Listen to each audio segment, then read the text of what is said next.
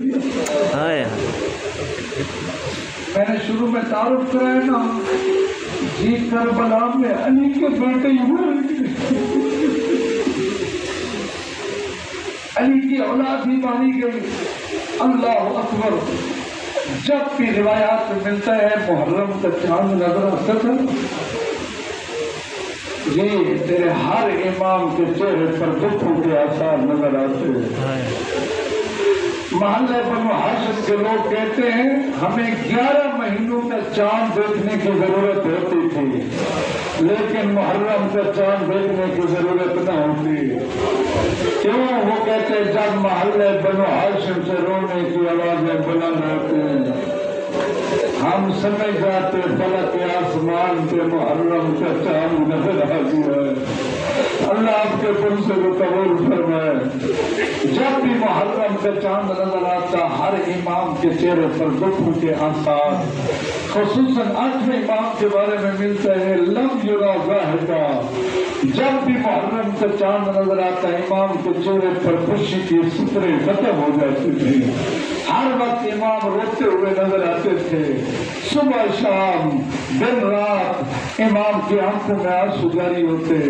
اور جب کوئی چاہنے والا قریب آ کے بیٹھتا نا پوچھتے تجھے پتہ ہے کس مہینے کا چاند نظر آتا جانتا ہے کس مہینے کا چاند نظر. ریان ابن شبیب آیا امام کی خدمت میں. مولا فرماتا تو جانتا ہے یہ کون سے مہینے کا چاند ہے؟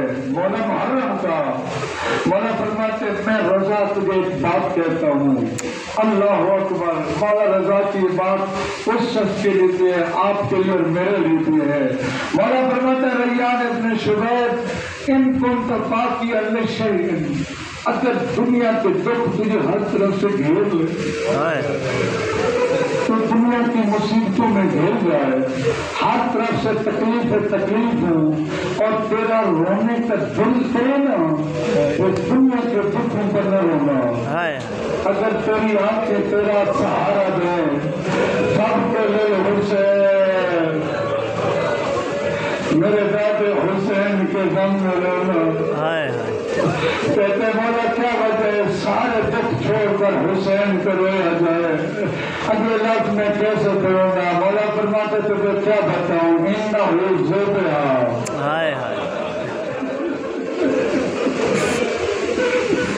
انہ ذبح کما یذبح البطش. اللہ کہ میں اس لفظ سے ترجمہ کر سکوں. بطش کہتے ہیں دشمن کو جس کے گلے پر بال زیادہ لمبے ہوتے ہیں. میں ایرانی عالم دین سے سن رہا تھا وہ پڑھ رہے تھے ارجن پہ ایک رسم تھی. وہ ایک چھوٹا سا گوشت خرید کرتے تھے 1 سال تک اس کو پالتے تھے. جب وہ پل جاتا نا اس کو ذبح کرنے کا ان بدبختوں کا عجیب طریقہ تھا. اس جانور کو درمیان میں کھڑا کرتے کسی کے ہاتھ میں لکڑی کا ٹکڑا ہوتا ہے پتہ نہیں میں سمجھا سکا کسی کے ہاتھ میں پتھر ہوتا کسی کے ہاتھ میں خنجر ہوتا. اس گوشت کو کوئی لکڑی مارتا کوئی پتھر مارتا کوئی خنجر مارتا. امام فرماتے ہیں یہی منظر تھا عشر عصر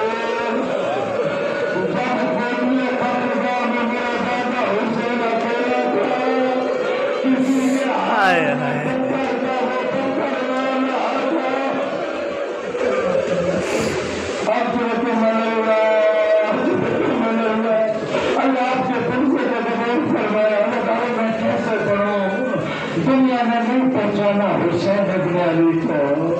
حسین کو پہچان ہوئے تھے تو آج حسین کی بہنیں کربلا میں گئے تھے.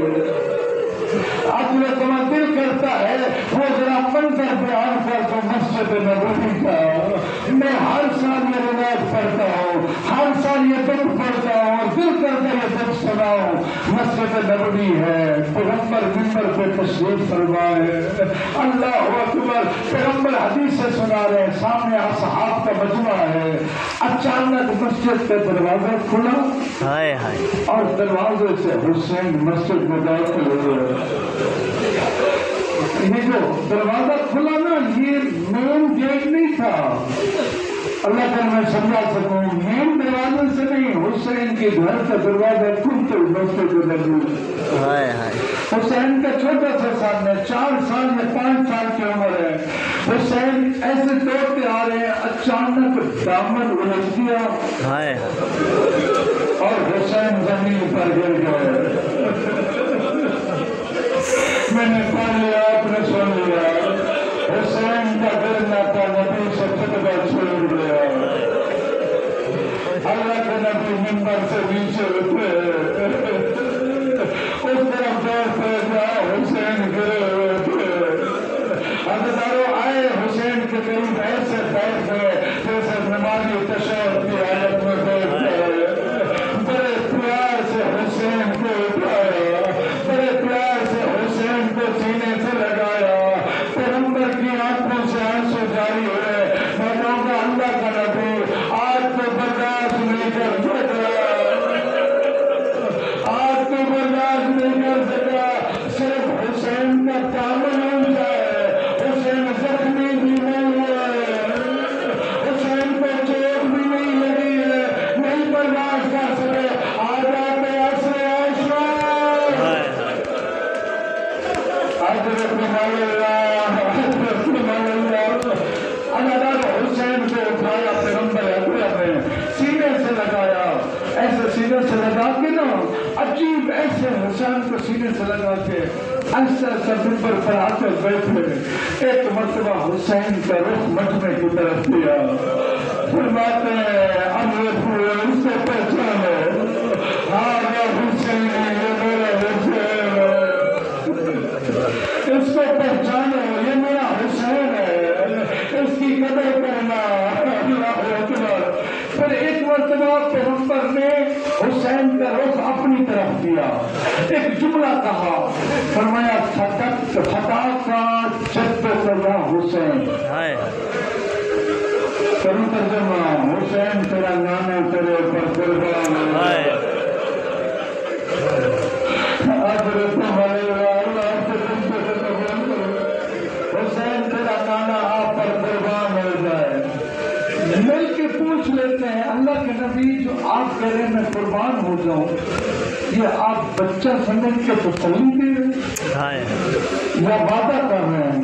فرماتے تسلی نہیں، وعدہ ہوا، تسلی نہیں، وعدہ ہوا۔ پوچھ لیتے ہیں اللہ کے نبی، یہ قربانیاں تو ہوں گی 61 ہجری میں، آپ کی وفات 11 ہجری میں، آپ تو میدان میں ہوں گے نہیں، آپ تو 61 ہجری میں نہیں ہوں گے، کیسے قربان ہوں گے؟ فرماتے میں دعا کروں گا اللہ حسین کو ایک بیٹا دے گا جس کا نام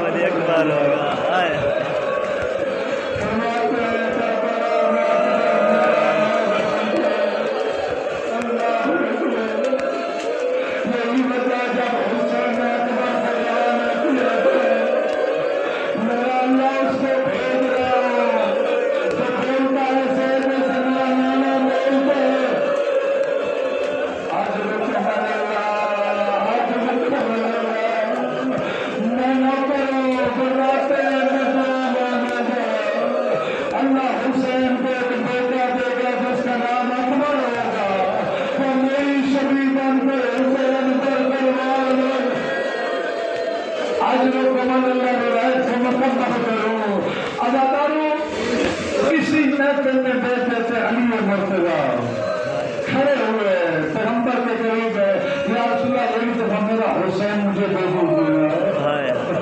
مولا علی نے حسین کو بڑا سینے سے لگایا، ایک جملہ کا فتح کا حضرت کا جو حسین، حسین تیرا بابا تیرے اوپر قربان ہو جائے۔ علی سے پوچھنا نہیں، مولا یہ تسلی ہے یا وعدہ ہے؟ فرماتے تسلی نہیں، وعدہ ہوا۔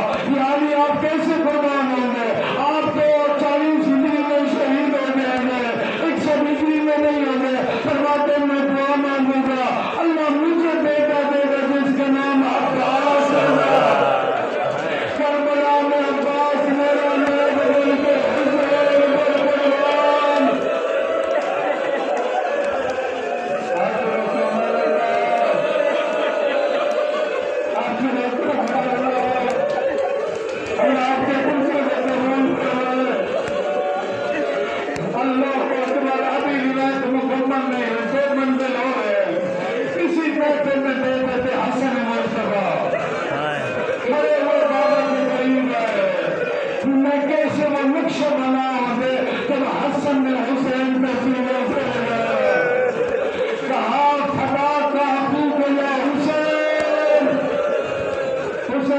بھائی تیرے اوپر قربان ہو گئے.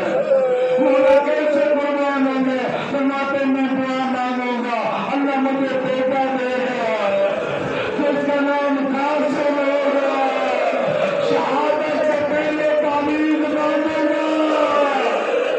کربلا میں قاسم میرا لائق ہوگا. اللہ اکبر اللہ اکبر. بس آخری جملہ پہلے مسجد کا منظر ختم ہوا. اللہ اکبر. مسجد کا منظر ختم ہوا. علی دونوں بیٹوں کو لے کر چلے لیکن کیسے چلے؟ حسین کو سینے سے علی نے گھر کے اندر پہلا قدم رکھا. دروازہ بھاری محسوس ہوا. دروازہ کھولا سامنے حسین کی لاش کہتی ہے یا علی میرا حسین مجھے